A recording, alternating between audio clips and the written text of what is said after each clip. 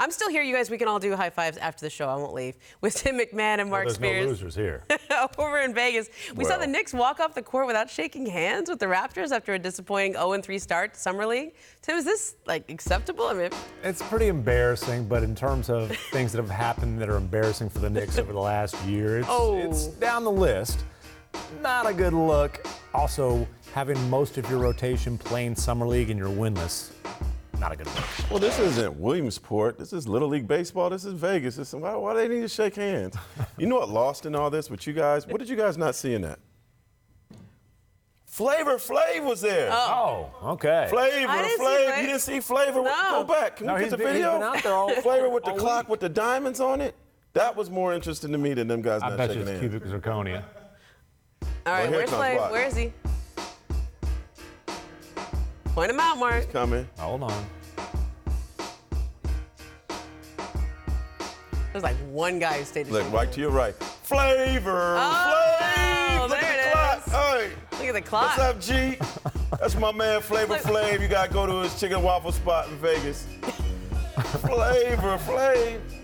I mean, I come from the world where you just have sportsmanship no matter what. It doesn't matter if you're playing at the Yeah, you play park, if you're softball. playing. I know, we always do. I we have- shake the other team's hand, and then we go and Only do time the we shake our own. went and- when Everyone I else played on your is- team. I played junior college basketball in college, and the only time we shook hands is if there was almost going to be a fight after the game. We won't shake Really? hands. I do feel like sportsmanship is overrated, but I also felt like academics were overrated in college, so I might not be the best judge of I overrated. graduated. I mean, I did see barely the guy who's did. Took a while. coaching the Knicks for Summer League is Judd Bushler. That's kind of on him to wrangle all the players and be like, hey, come on, guys, we're doing this. But I guess. Why?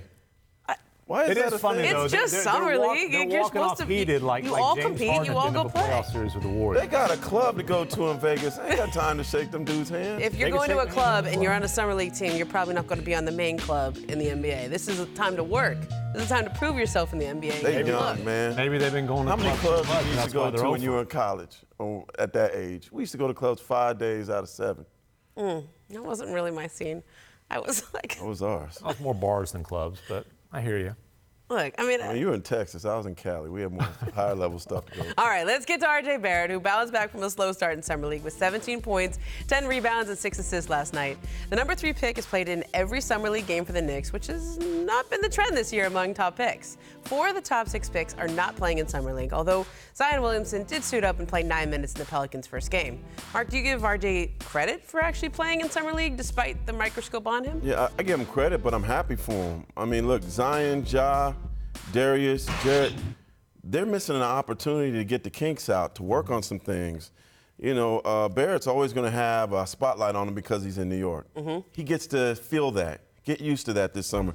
So I think regardless yesterday he was struggling. Now in New York they say he's the greatest ever since Willis Reed or whatever. So this is a good thing for him, whereas for those other guys, come training camp, that's going to be their Summer League. They're going to be a step behind.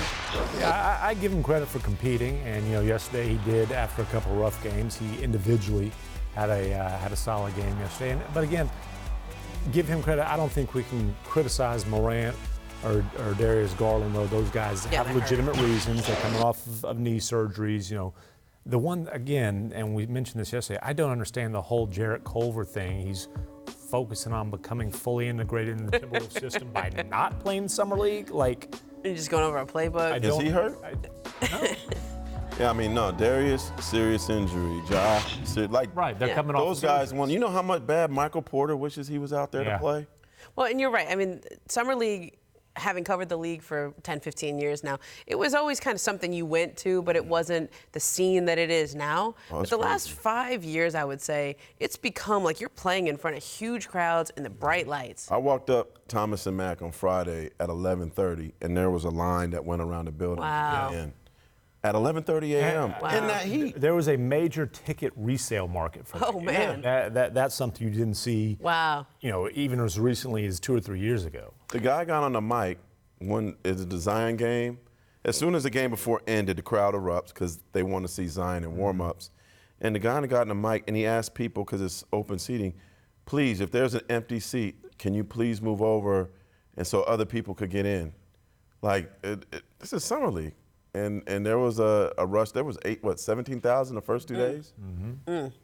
Yeah, I mean, it's become a whole nother level, but you do need to feel some of that at some point. Now, whether that's summer league or preseason can be debated, because summer league you're not winning anything, and you've had some time to get into shape and get ready and acclimate with your team. Is summer league the NBA's NFL draft, where the fans go and they have hope and they could go there and root for the team and have something to hope for like they do the NFL draft? At the NBA draft, I think her comparison more to spring training is that, because you're going and there's some excitement. It's become a fan event, but most of the guys, even as bad as your team is, you have some hope. And most of the guys will not be in the NBA next year. Yeah, it used to be in spring training, you'd show up and you could sit in the bleachers and yell at everybody and they'd hear you because they were right there. Now it's just like being in the regular season. The stadiums are huge, the crowds are huge.